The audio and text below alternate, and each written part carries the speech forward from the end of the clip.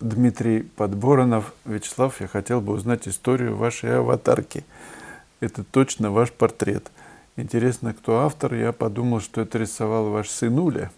Нет, в чате меня уверяют, что это авторство. Авторство принадлежит Бато. Это Бато. Мы часто рисуем друг на друга шаржи, бесконечное, наверное, множество. Он хохочет, умирает. И мне это очень нравится, когда там меня рисуют особенно. У меня была раньше шапка такая, зеленая. Он не мог остановиться, потому что она была похожа, он говорит, как на каску, немецкую каску.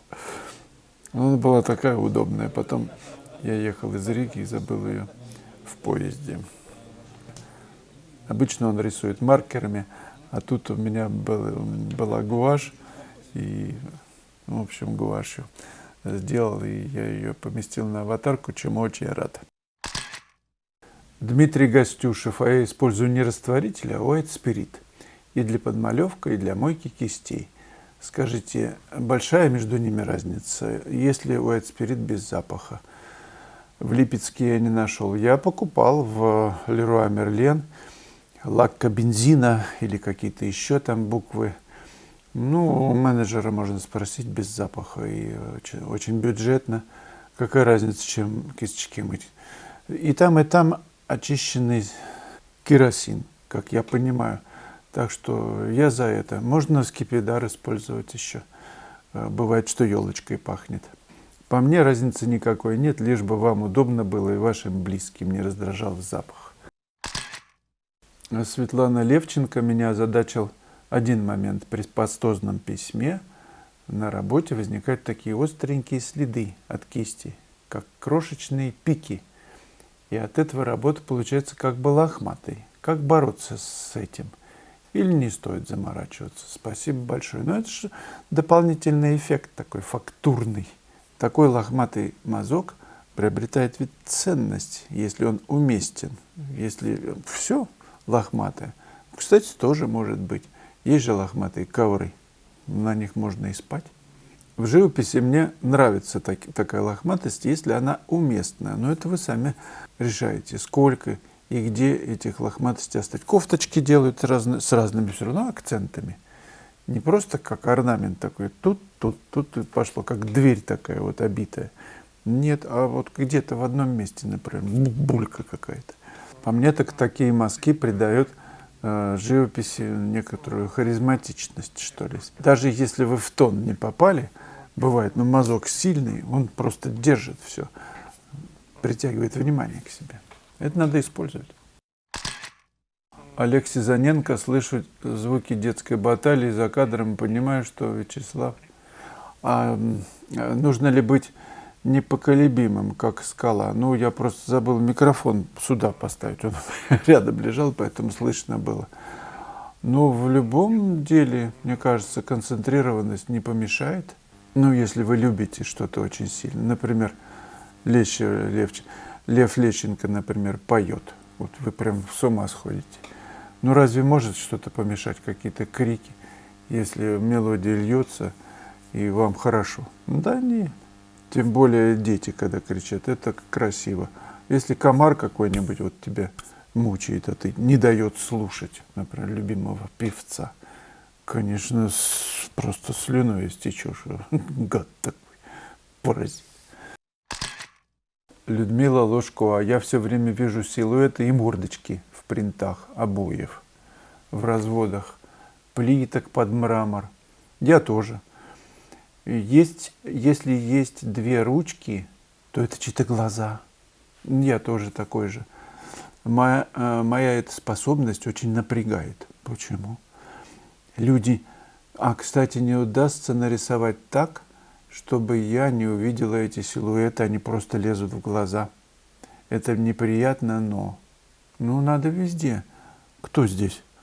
Везде усматривать вот эту двойственность восприятия. И если она попадается, мне кажется, ее нужно один глаз замазывать где-нибудь там.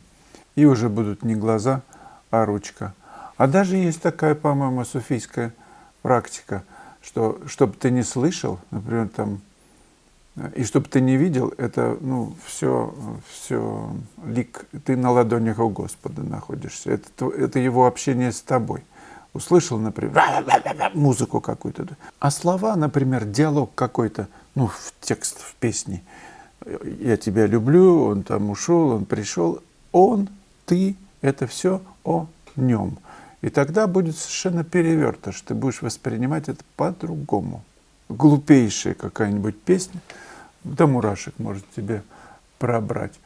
Так что и то же самое, что и написано. Кстати, можно воспринимать как послание. В бликах, в простых предметах, в мотиве можно увидеть диалог с тобой, мироздания. Тогда это приобретает особую ценность. Светлана Левченко. Вот вы советуете начинающему художнику не хвататься за большой формат, а писать на малом. Мне это подходит, люблю миниатюры. А вот тут имя художника одного утверждает, что минимальный формат, с которого надо начинать, это 50×70. Ну, пожалуйста, начинайте.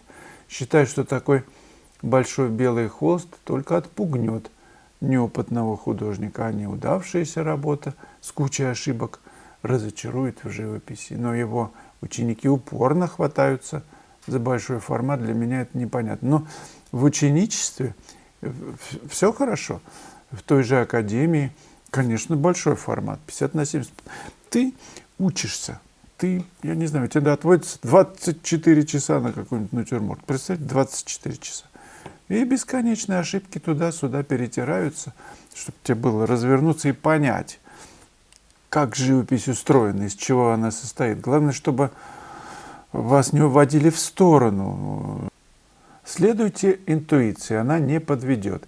И тот формат, и маленький, и большой, уместны. И нужно работать и на большом, и на малом. Разные задачи. С чего начинается живопись в академии? С того, что ты делаешь маленькие нашлепки. Вот такие вот малышки. Ты ищешь взаимосвязи. И когда ты нашел решение, ты приступаешь к формату побольше. И помните о том, что большой формат, большие ошибки, малые ошибки. Ну, короче, нужно и там проявлять себя грамотно. У меня есть целая серия малый формат, например, мотивов, пейзажей. В онлайн-школе обратите на них внимание, потому что вы не увязаете в деталях, это крайне важно. И можно в малом формате сделать произведение, потому что оно обобщено. Мышление другое, большими массами, они работают. В большом формате большими массами трудно мыслить, потому что вы начинаете дробить в каждом кусочке, вы начинаете дробить, все это превращается в кашу. Обратите внимание именно на эти уроки, малый формат. Многое станет понятно, и просто перестанете делать ошибки. Алыча зацвела. Так называется 30-й урок в серии «Малый формат». Я прошу вас обратить на эту серию очень пристальное внимание, потому что речь вот в каждом уроке идет о том, как решать просто сложные вещи, как найти композиционный центр и подчинить этому главному центру все остальное. То есть не высовывались, чтобы не выпячивались с задних рядов персонажи на нашей картине. Как лепить цветом большие формы, большие массы. Как касаться кистью. Разные степени нажима, надавливания кисточкой на холст существует. Писать в растирочку малым количеством краски – это не единственный ход в живописи. Иногда нужно много краски зачерпнуть на кисточку и слабо коснуться. Эффекты от различных касаний, от степени надавливания кисти на холст разные. Посмотрите урок, я думаю, вы получите очень много информации полезной и шаг за шагом, урок за уроком приведут вас к новым результатам, к новым победам. Я в этом убежден. Удачи вам! Никаких контуров нет в природе контуров. Просто лепим цветом все вот большие массы.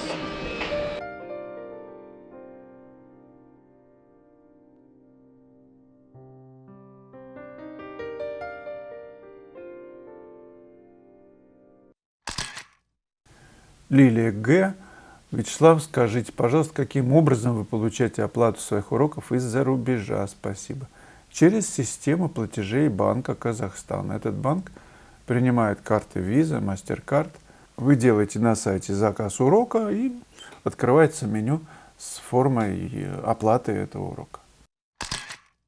Друзья, лайки, комментарии, вопросы задавайте. Спасибо, что смотрите канал.